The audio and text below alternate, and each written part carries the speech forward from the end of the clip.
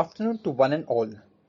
In our efforts to connect the academic and corporate dimensions of managerial education, we bring to you yet another edition of our online leadership talk series, Vakya. The Vinod Gupta School of Management, IIT Kharagpur, is privileged to host Mr. Subhajit Mazumder, Director, Strategic Growth at Microsoft India, for a unique session on exploring the emerging trends in the consulting domain. An alumnus of VGSoM IIT Kharagpur, Mr. Mazumdar has played a key role in driving projects at the intersection of strategy and operations and consumer products and retail across prestigious organizations like Microsoft, KPMG, EY, and Infosys Consulting Inc. With over 14 years of experience in the consulting domain, his specialties lie in the field of customer and growth strategy, customer experience, supply chain transformation, sales and distribution transformation, business process reengineering, and large program management. We keenly look forward to a session today and for what promises to be a riveting interaction that would realign our perspectives on the consulting industry. Hence, without any further delay, I would like to invite our esteemed guest to kindly address the gathering. Over to you, sir. Thank you so much. Good afternoon, VGSoM. Happy to be here on this lecture series virtually. Would have loved to be in the campus. I left campus in 2008, so that's 12 years. Never really got an opportunity to go back to the campus. Uh, in an informal role. I once went for campus hiring, but that was also quite long time back. So very happy to interact with all of you, and I hope you get some value out of this interaction. What I've done here is the way I've structured the 1 hour is maybe I'll take 20-25 minutes to talk about some of the trends that I see in consulting over the years. Also pre-COVID, it's not necessary that whenever we use this term new normal, it has started signifying today that we are only talking about the COVID situation today and how our industry is responding to it. But that is not necessarily so. My view is that consulting was anyway changing, and uh, there were some trends that we were seeing anyway from a practitioner perspective for quite some time.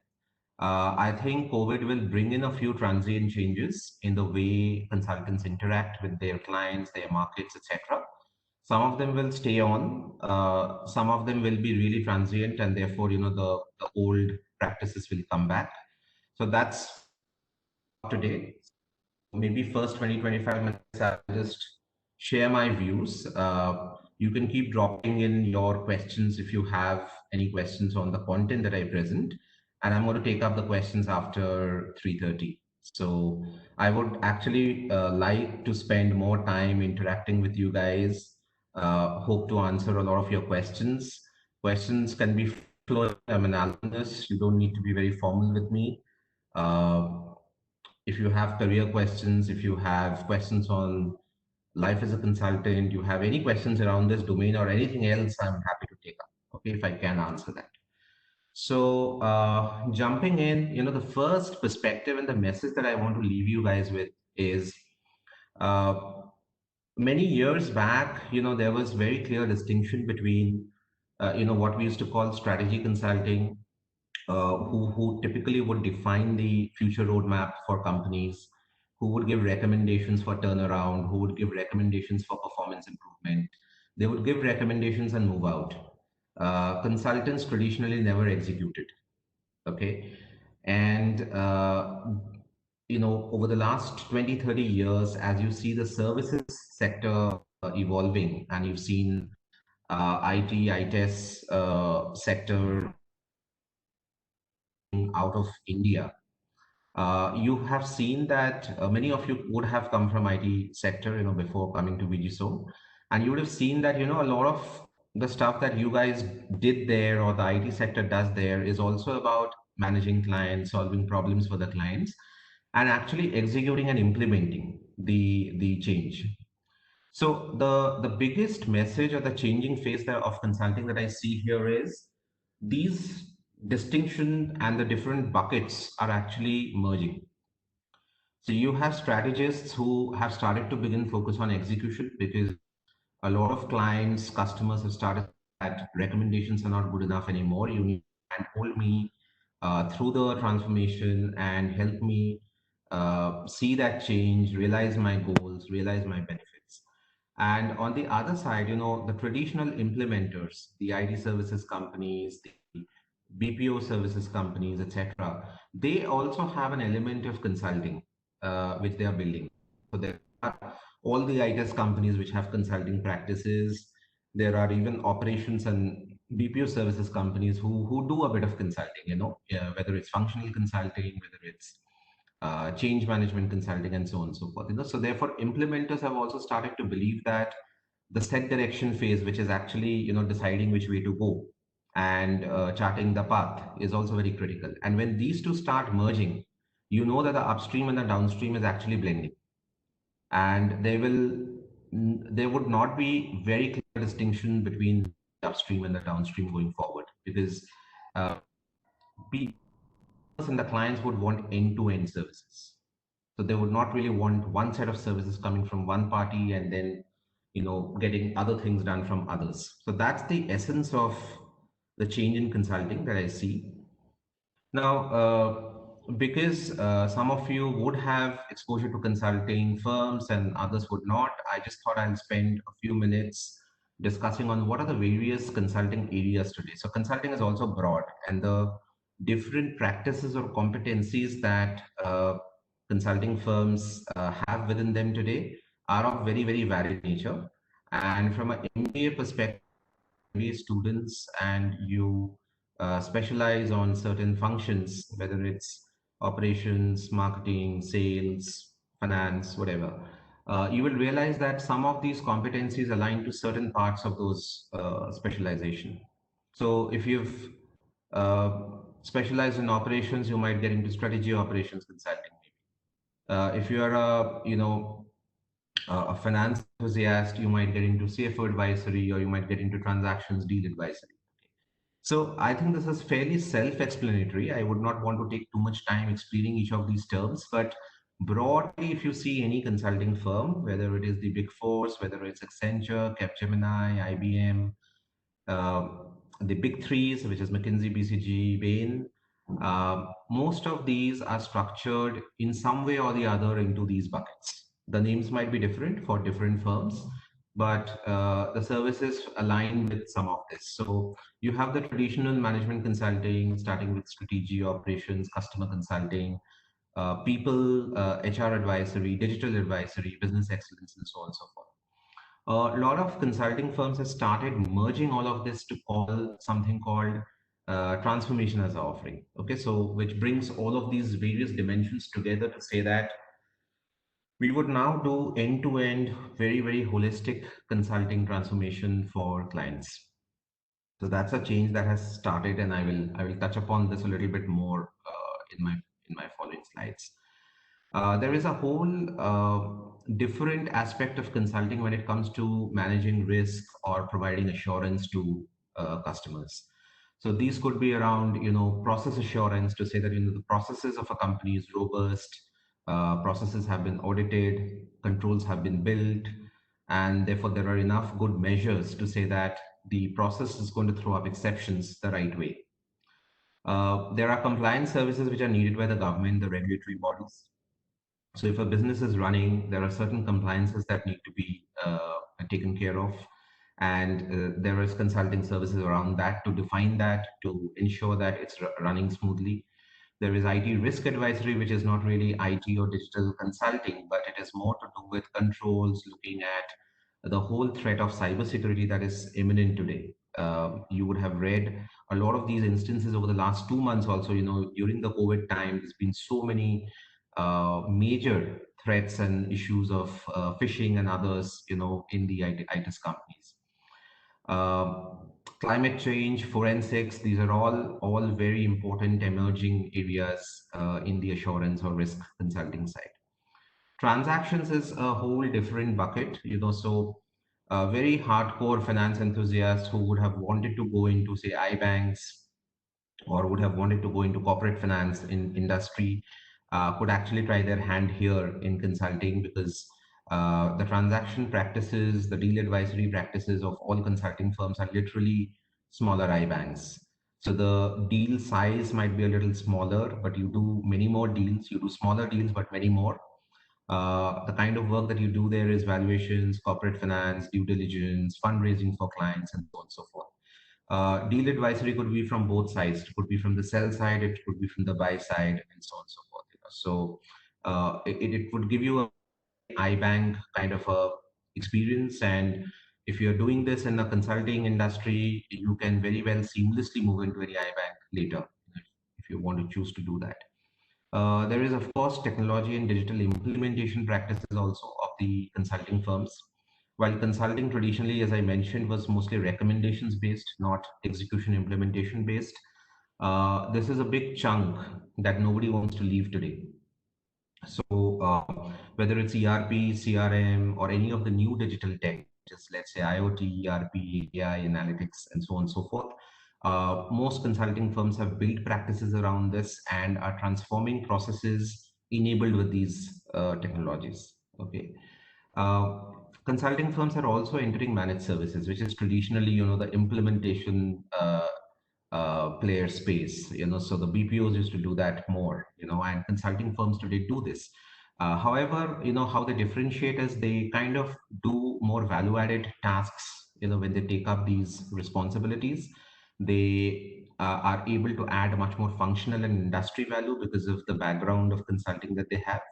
And they also use a lot of tools which leads to insights, and therefore a lot of insights led managed services is performed today by consulting firms. When it comes to government and infra as sectors, most consulting firms again have a very different and separate practice for it, because the way you need to engage with government, the way you need to engage with infrastructure companies and infrastructure projects is very different, because these are typically very long duration projects, multi-year projects. Uh, these are usually RFP based. These need very deep engagement with senior government folks.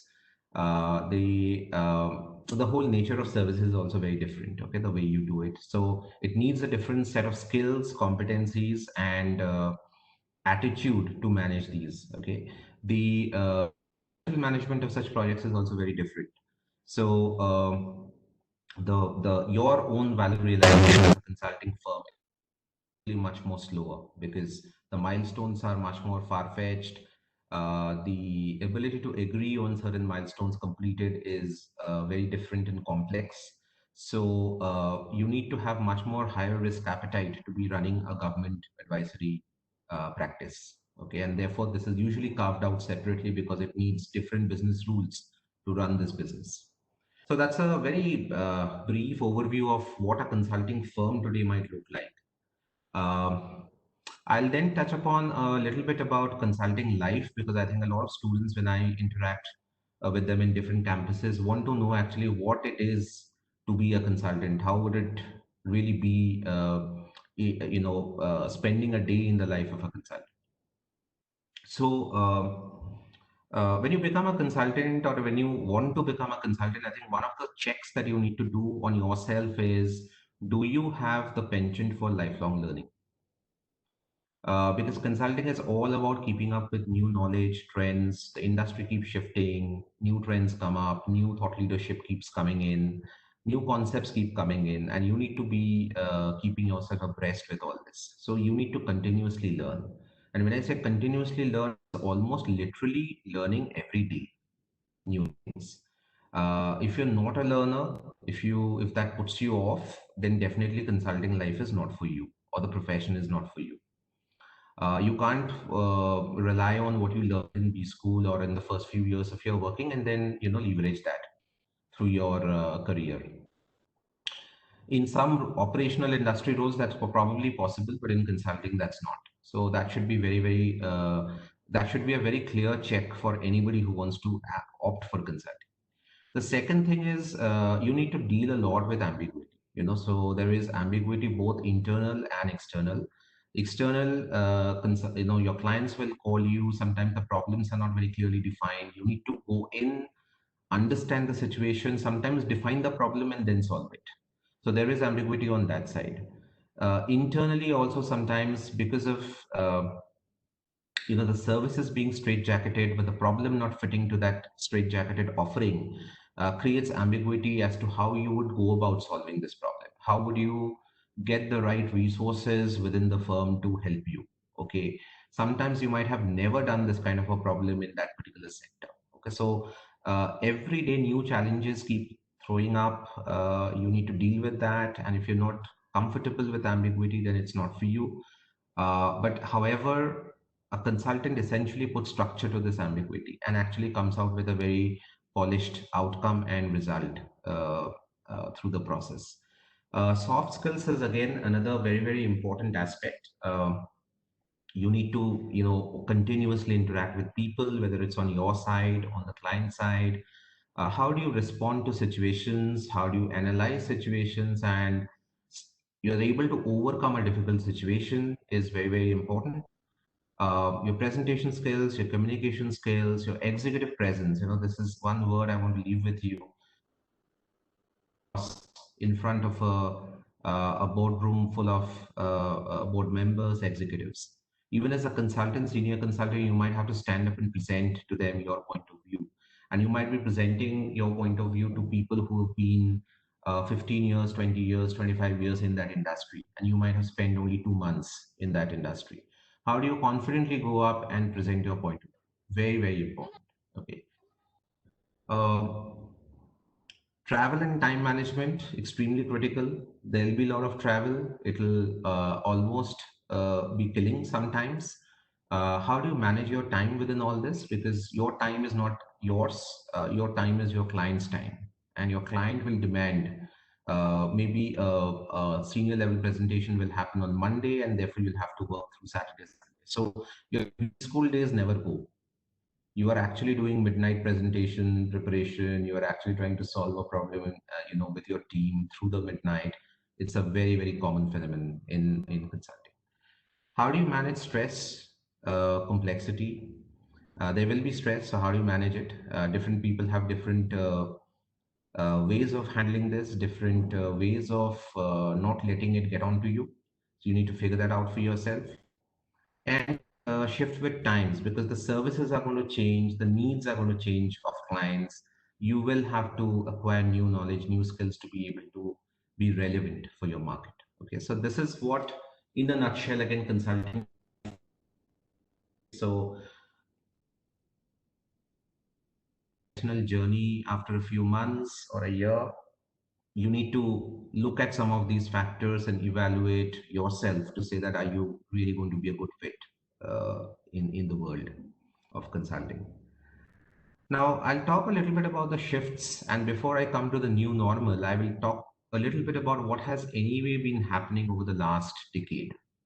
And these are some of the shifts that I have personally seen. So, I've been in consulting almost 15 years,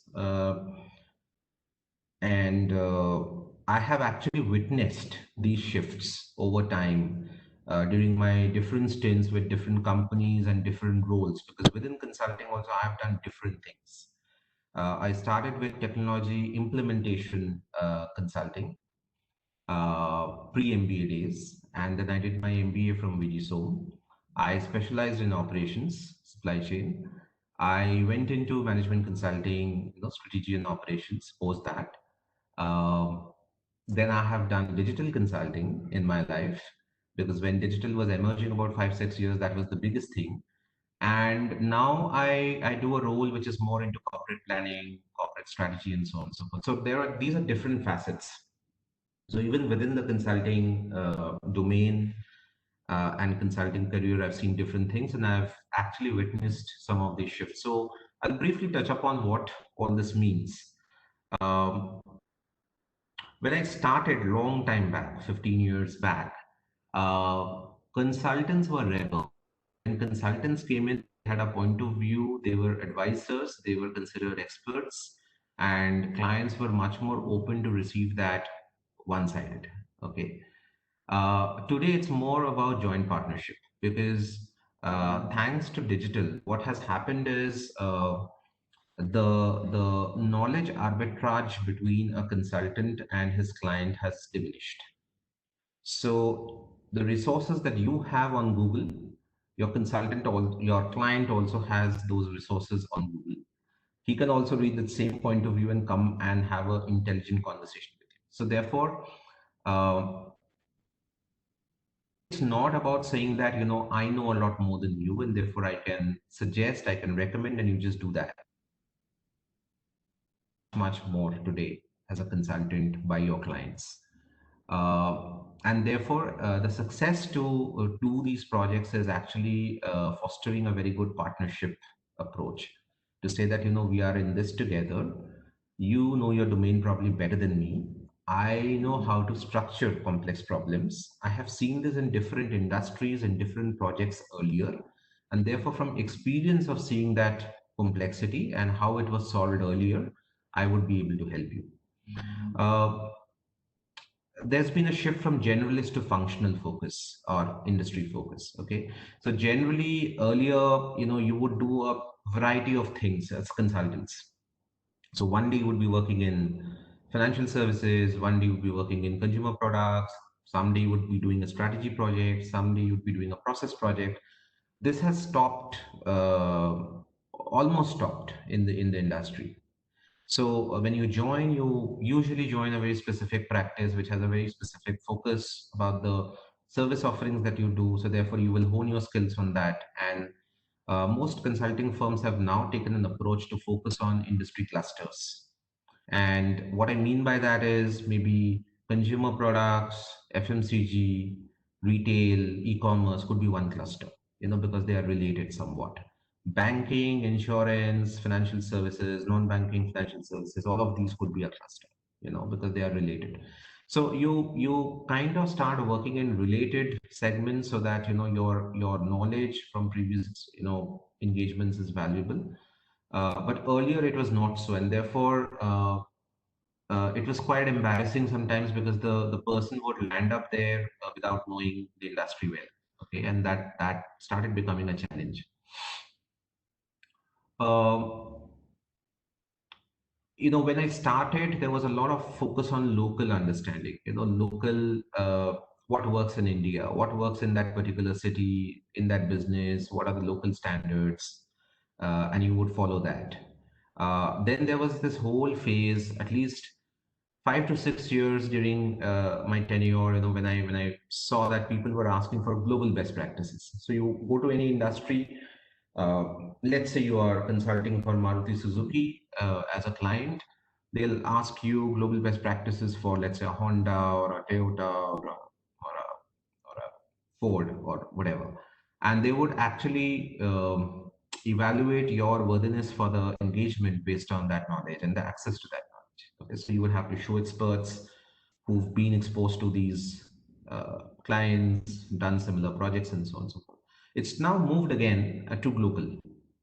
And by global, what I mean is you take the leading best practices, but there is nothing called best practices. People have realized that best practices adopted in a straitjacket fashion actually leads to failure because what works in the US, what works in Japan doesn't work in India. So you take that best practice and then you localize it. You see that what works with people here, the maturity that you have, and you tweak it. And then you tweak that, implement the tweak model. And that's what really works out here. From tightly structured engagement teams to loosely coupled remotely located teams. So a lot of times now you actually have remote experts joining from different places, working in a virtual team and delivering. This was not happening earlier. Happened, that way. More cross-functional engagement. So not one competency, but multiple competencies coming in together. And why has that happened? Because clients actually want more holistic solutions. When they give you a problem, they don't have the problem categorized into certain segments as per your practice and as per your competency, the way consulting firms define it. So therefore, when you're trying to solve the problem, there might be a people aspect, there might be an operations aspect, there might be an IT aspect, and the customer wants it to be solved in all respects.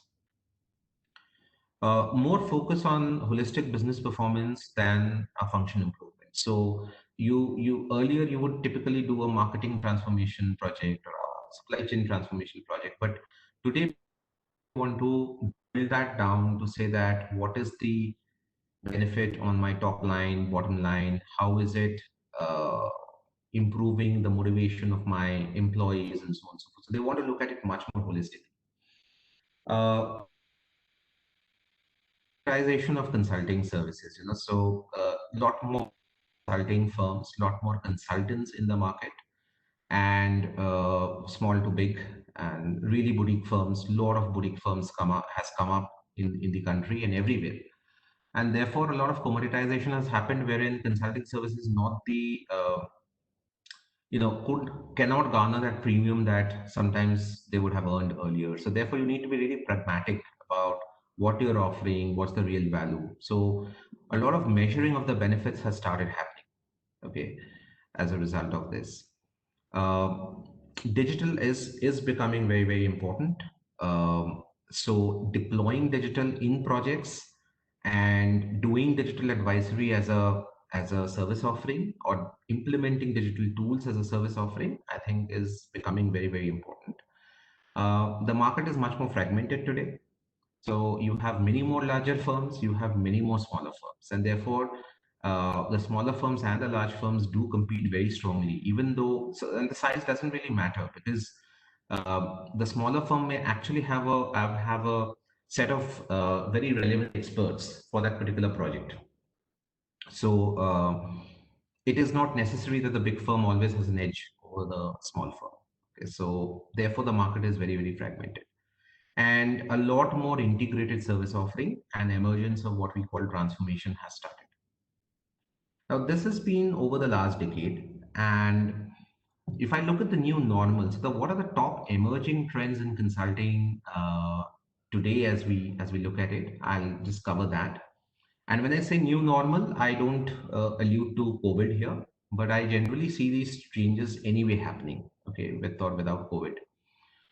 So one is bringing everything together, strategy to execution. You define the strategy, you design new organizations, new structures, new processes, new competencies, bring all of these competencies together from different parts of the consulting organization, and actually be with the client for a much longer time. Okay, and show benefits as they get realized. So there are different execution milestones that get defined along the journey, and you start tracking them as a joint team. As a result, there are new engagement models that are emerging. So earlier, traditionally, there were largely two engagement models. One was a fixed fee model. So you would look at the problem, you would estimate an effort that you would expend on for such a project, and you would quote a fee. So that was a fixed fee model. The other model that was prevalent is a time and material model. So basically, you would deploy a person, consultants, and for every hour there would be a billing rate.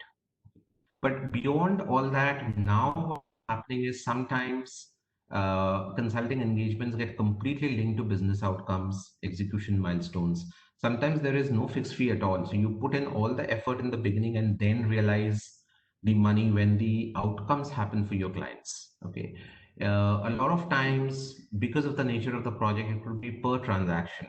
Okay, so for every transaction, maybe a sales transaction that the client does, you earn some money out of it. So which is a true monetization kind of a model, so they make money, you make money. So therefore deliver measurable benefits and then earning revenue has become the norm. And more, I think next 5 to 10 years, this is going to be the only model. I actually almost envisage that the fixed fee, fixed effort kind of models will really go out of the industry practice. It's not going to be there. Digital leverage consulting methodology. So traditionally, you would use classical management way of solving things. So if you're given a operations optimization program, or, project, you would probably use a linear programming method or do some route optimization technique to do it. So this is all what you've studied. Okay, but today honestly, problems don't get solved that way. There are a lot of digital tools, new gen tools which are available, and the ability of the consultant to blend that new digital tech to solve problems innovatively and with much more accuracy, obviously, because of the power of the tool, is becoming the need of the day. So what I call this is much more predictive problem solving. Because when you're problem solving, you do a hit and trial method often. You try in a structured way, you know some methods, you have some tools in your repertoire, but those are the classical tools. You use them and you come to a conclusion. But today, you can actually do problem solving much more comprehensively. And once those results come out, you can actually be much more predictive about what is going to work, what is not going to work, instead of trying it. More and more gig teams is going to come in. So even with COVID, you would have seen a lot of layoffs happening in the industry. You would see a lot of furloughs happening in the industry.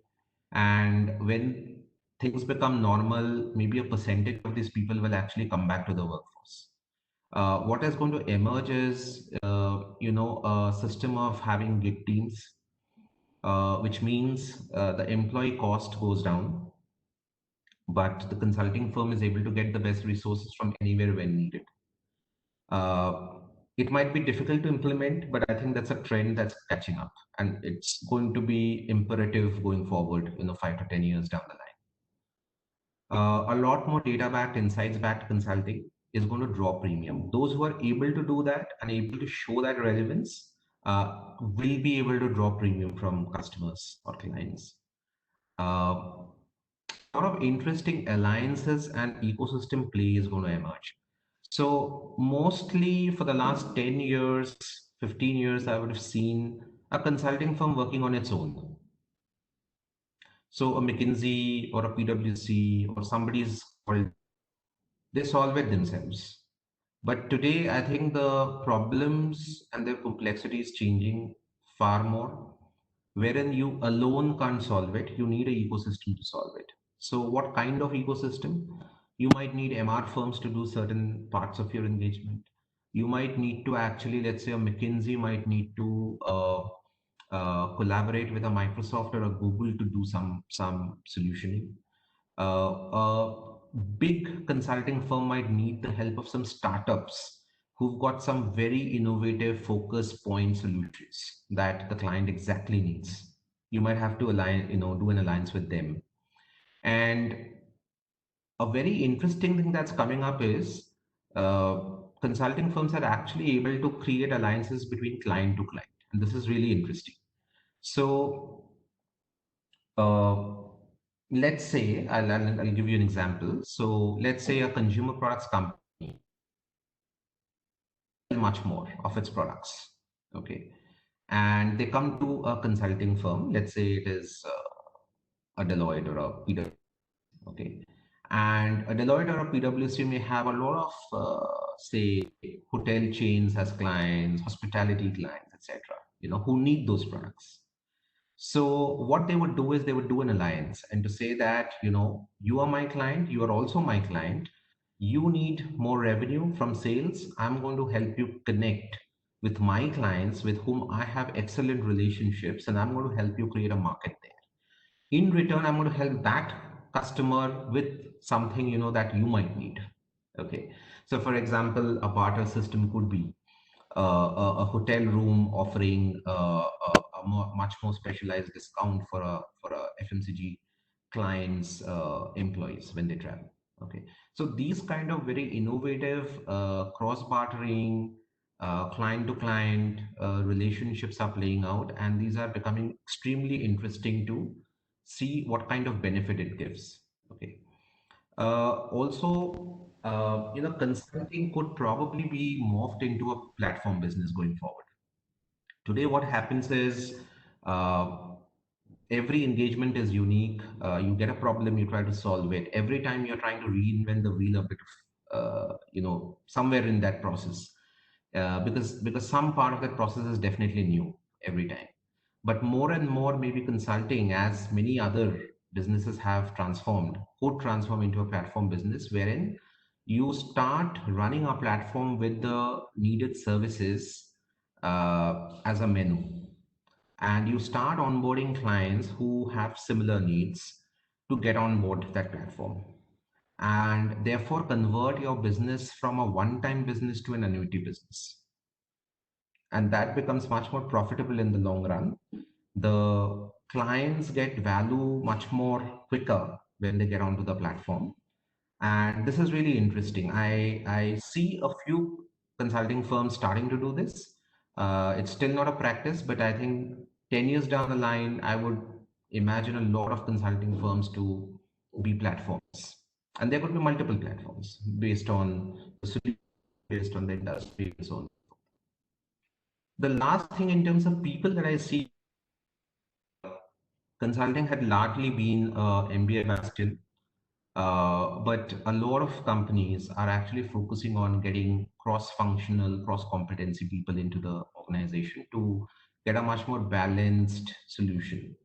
So you will see the likes of Accenture, Capgemini actually integrating a lot of design firms, creative firms, agencies, people who work on customer experiences, people who are anthropologists, psychologists who study human behavior. All of this getting integrated into the consulting business. If you see what Accenture has done, or if you see what Capgemini Invent has done, uh, this is all towards this direction to get a much more balanced, creative view. Not just the left-sided brain working for you, but the right-sided brain also working along.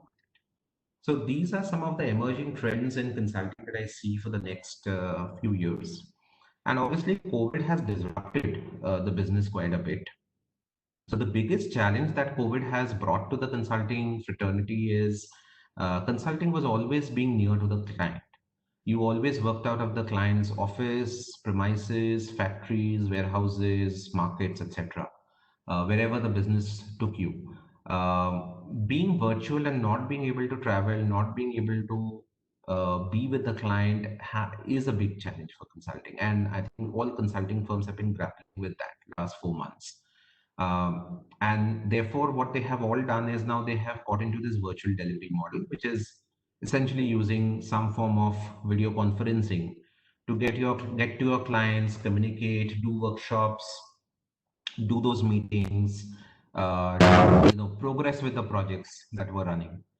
But it is not fully effective. It's not 100% effective. So it is obviously a lot of things which are very physical. You can't be doing it virtually. So a percentage of these engagements might continue to be virtual even post COVID, because it does make the operating very efficient in terms of cost and travel. But a percentage of the engagements also go back to the original way of doing it. Okay, because that's really required. Uh, a consulting behavior that's going to change, I think, is a lot more focused, needful travel will start happening. Earlier, consultants would typically travel from Monday to Thursday or Monday to Friday, and they would be doing maybe 2 cities, 3 cities in a week. And this might come down because they are going to prioritize. Because 4 months of working virtually has shown a lot of people that you can do a lot of things virtually, and it's not that bad either. Okay, so for that one meeting in one city, a partner or a senior resource of a consulting firm is not going to run and take a flight. So that's going to probably stay. There would be new services which are going to emerge, and a lot of companies have already announced new services relevant to COVID right now. So there are services around rethinking supply chain, looking at alternative sourcing, especially with some of the geopolitical factors which are emerging today. Therefore, there's a lot of changes in make versus buy strategy of a lot of companies. You would have seen HUL saying that they would want to shift some 400 crores of sourcing from China to some other local options. So these are things that are happening. Consultants are going to help in all this. But overall, what they're going to do is they're going to help organizations become more resilient. And I think every business has realized in this time of crisis that building resilience is very, very key to success of a long enduring enterprise. And as a result, what's going to happen is there's going to be new consulting org structures also. Because if you look at this offering of making organizations resilient, it's not a HR advisory project. It involves strategy, it involves operations, it involves people, it involves finance, and therefore a lot of this has to come together in the way the clients want it and not the way the consulting org is structured. And therefore, I see new org structures emanating post COVID. And I think there'll also be more time unlocked, because at least 40 to 50% of time of executives in consulting firms used to go in travel. So the time that you were in airports and in flights while you might be doing some work was restricted. You could not have met a client then. Now, today, because you're going to do less travel, your actual time on the calendar has got unlocked, and you would probably be using it to be more available to do more things for clients. Okay. So, therefore, this whole transformation, if you see, has been broken into three parts. The first part is what has happened last 10 years odd. The second part is what are the emerging trends that were anyway happening, and every consulting firm was morphing themselves. And then COVID happened. And because of COVID, there were some immediate responses which every firm had to do. And some of them are going to stay, some of them are going to go away. Okay. So with that, I kind of come to the end of my presentation, and I'm going to open up the forum for discussions. Thank you.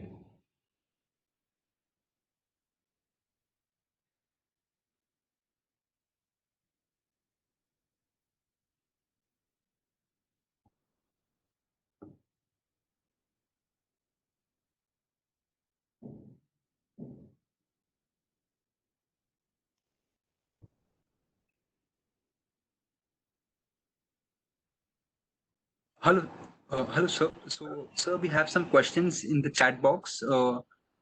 Maybe I could read them out. Sure. Yeah. Yeah. Yeah. So, Asif says, "Hi, sir. Strategy consulting requires one to have a big picture mindset and think laterally to solve a complex problem. What mental models do you use to come up with recommendations around complex problems?"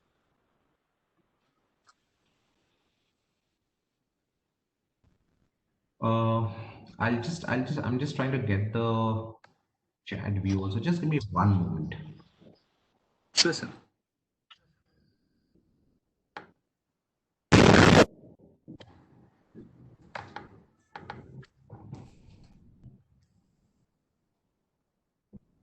Stop sharing. Yeah. Okay. So I can see the questions as well.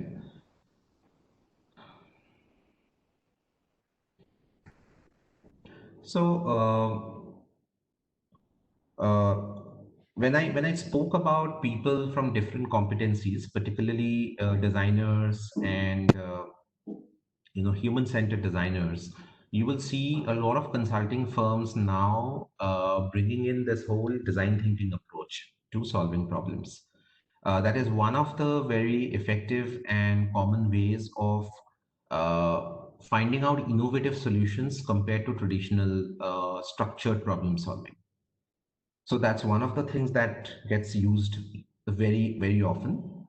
Uh, the other model that I could probably suggest to you is uh,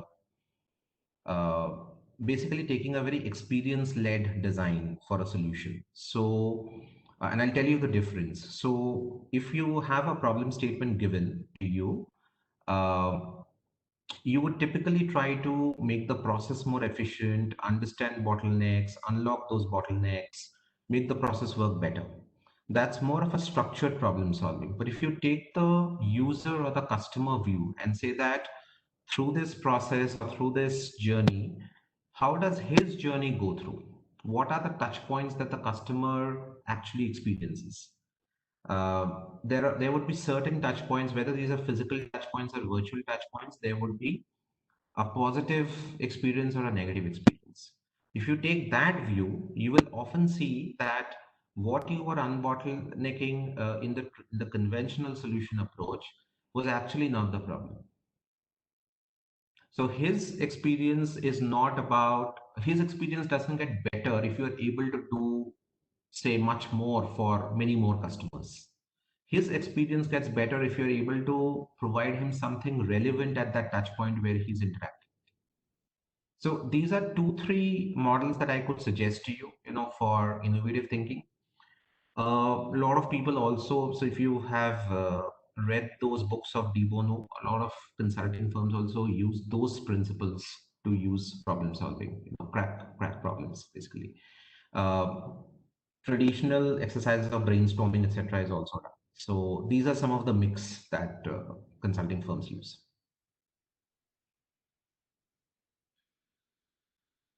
Okay, I'll come to the next one, which is it possible to shift practices from tech consulting to strategy consulting, vice versa, depending on one's preferences? Yes, you can do it, but you can probably do that a little early in your career. It becomes a little difficult if you want to do this later in the day. So it's easier because you have more agility, you are more flexible when you join. Maybe in the first 2, 3 years of your work, if you want to make those shifts, it's much easier because you're more fungible then. At a later point in your career, maybe you would not want to do that because you've gained enough experience and expertise in a particular area. So you don't want to leave that and trade off that for something else. So those were the two questions in the window, open for any other questions, and these could be voice questions. We have 10 minutes. Yeah. Hello, sir. Aparna here. Hi, Aparna. Yeah, so I just wanted to ask you, you have had a very prolific career starting from EY, then starting from PwC, then EY, Infosys, KPMG, and Microsoft. So, doing consulting in several different organizations across several industries and profiles, is there any fundamental change that you have seen across the years in consulting? Or is there something The common that basically underlies all these? There's a lot of common which underlies all this because everybody is finally in the same business, serving the similar set of customers with the same set of problems. There is commonality, but I think all the shifts that I talked about over the last 10 years and what you're seeing right now, all these firms have been doing. And as I moved from one firm to the other, I could actually see the changes happening in all those firms, not just one firm. Because when the market changes and the market forces you to change, then sort of everybody picks up those trends and works upon it.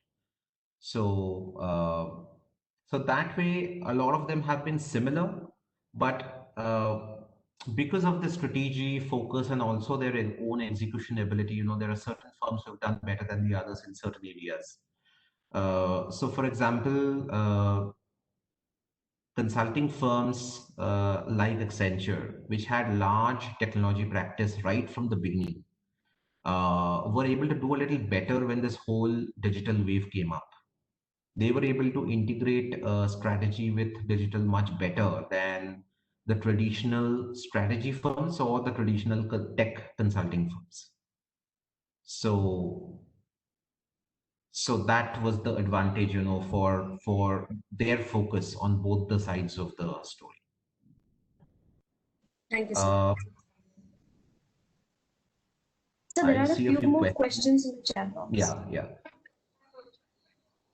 So, how do you prepare for a consulting job interview? I think there's enough material on the web that you can go through. Usually, it's a case study based interview. Also, I think one of the things that I need to mention is that you need to be good at functions across the board to get into consulting at the beginning from campus.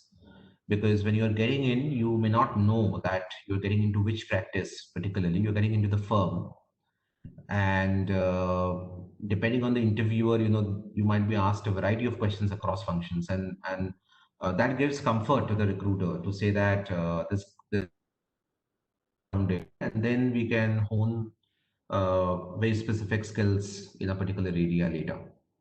So that's the advice I would give to people, who are looking for consulting job interviews. How do you see firms and cost management practices in the long term now with respect to manufacturing firms? If you're asking about clients, then there are absolutely different strategies, and I wouldn't be able to paint a single one for that. For every company, I think cost management is important.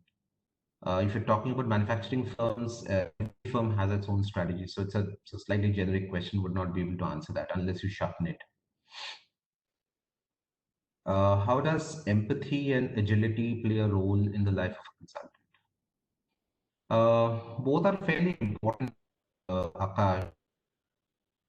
Empathy, because you work a lot with people within your organization, and you work a lot with people in your customer landscape, and everybody is finally a human being, and if you're able to connect with empathy, you do better as a manager, you do better as a lead, in such situations, given that the workplace environment is already a little stressed.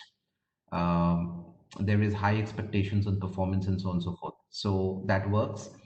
Agility plays a big role because as a consultant, you need to show speed, because uh, recommendation also comes with an expiry, so every recommendation is time bound.